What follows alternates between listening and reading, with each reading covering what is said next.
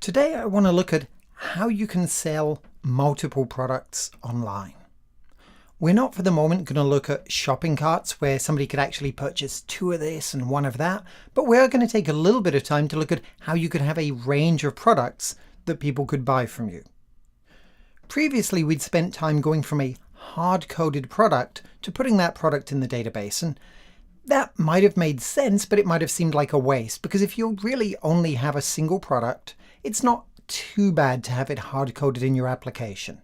There's still the risk that if you have the same thing hard-coded in different places, like the price or the title or the description, that you'll update one and forget others. So even if you have just one product, it's often worth putting that in a database. But you really get the benefits from putting your products in the database when you want to sell multiple things. So today what we're going to do is take a little bit of time to look at how we can add multiple products to the database and then how we can display them. And we're going to cover some concepts like list and detail pages, because perhaps one of the most common patterns you're going to come across, whether you're working with categories or users or products or cities, is the idea that often you have a list page that lists them out with just a little bit of information about each, perhaps a thumbnail image and a title or description for a product. And then when you click on one of the list links, you have a detail page that then shows you all of the information about a particular product or user or city or whatever it is that you're managing in your system. Up to this point in time, we've only had the detail page. And in fact, that really was our landing page right here on the Growth Hacking Monthly Ongoing course. This was the detail page for our course. So what we're going to want to do now is add a list page where we can see a list of different products. And then instead of making this landing page, we're going to turn this into a detail page so that for any given product, you're going to be able to see the details of the product. Let's see how to do that. The first thing we're going to want to do is we're going to want to go into the application. Actually, let's go into Sublime Text. And what we're going to do is we're going to look inside the DB. There is a seeds file. Remember how we created this growth hacking product with all of the information about the product? And then we put this growth hacking monthly product in so that we could do subscriptions. Well, I'm going to do a couple of things now. I want to make sure that all the products use the same kind of layout, the same kind of template. So I'm going to assume that all our products are monthly subscriptions. I could have equally assumed that all our products were one-time purchases. It really doesn't matter either way. So I'm going to start by deleting the seed data for the single product. And in fact, I'm even going to save that change. Let's just check our git status and make sure, there we go, we've just got one change. And let's just git commit -am. So we're going to add and commit this modified file with a message of removed seed data for single purchase growth hacking product. And the reason I'm making this a very distinct commit is so that if we ever wanted to get that information back, we could just git revert this commit to go get that change back to the system. And now we should see that our status is clear. Great. So now let's go in here and let's add some more information. I'm kind of just going to cheat about this. The real details of this content don't matter too much, but I'm just going to cut and paste this information. And I'm going to go in and tweak the details so that instead of just having a growth hacking course, we're going to have a copywriting monthly. It's an ongoing course. Now, usually we would do one of two things here with the author.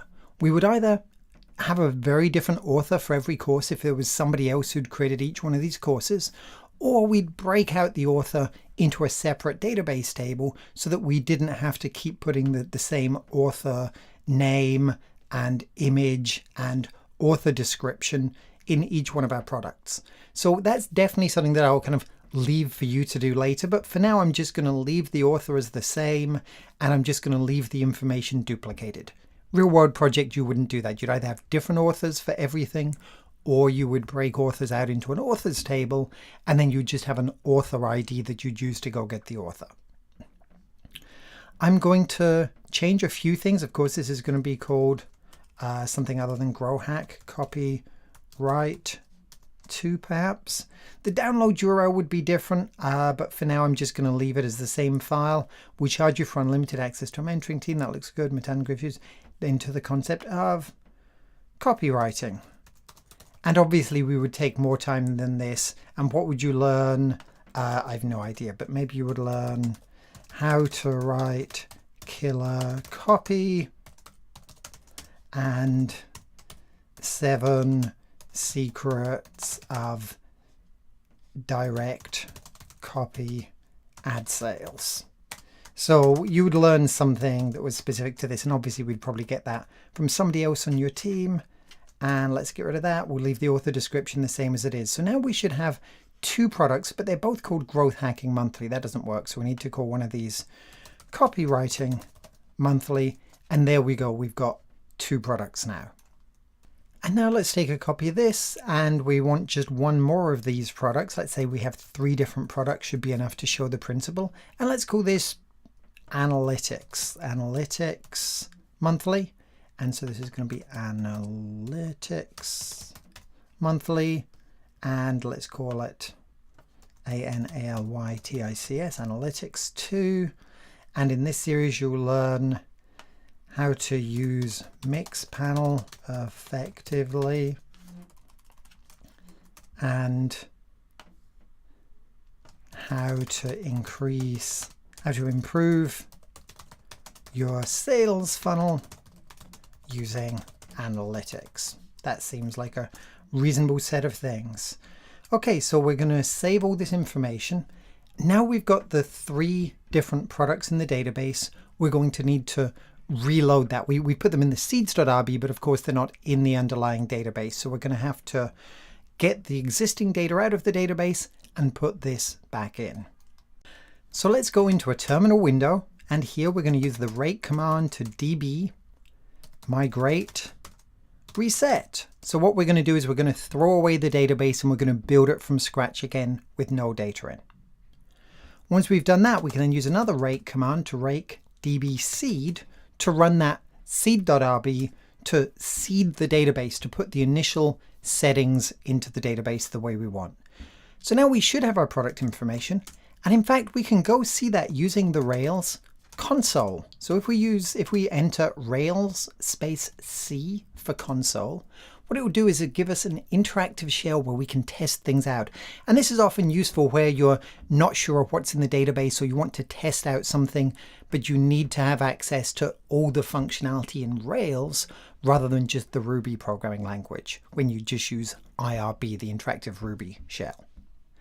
So let's give this a shot. What I could do is I could type product.all. And what this should do is retrieve all of the products. And in fact, there we go. And we're saying, yep, we've got a product ID of 1 that is the Growth Hacking Monthly here towards the top.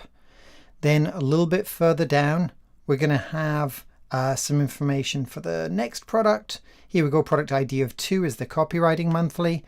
And then I'm sure that if I look a little carefully, we're going to see a little further down, there's a product ID of 3. Here we go. It's actually in the right-hand corner there, the product ID of 3, which is the Analytics Monthly.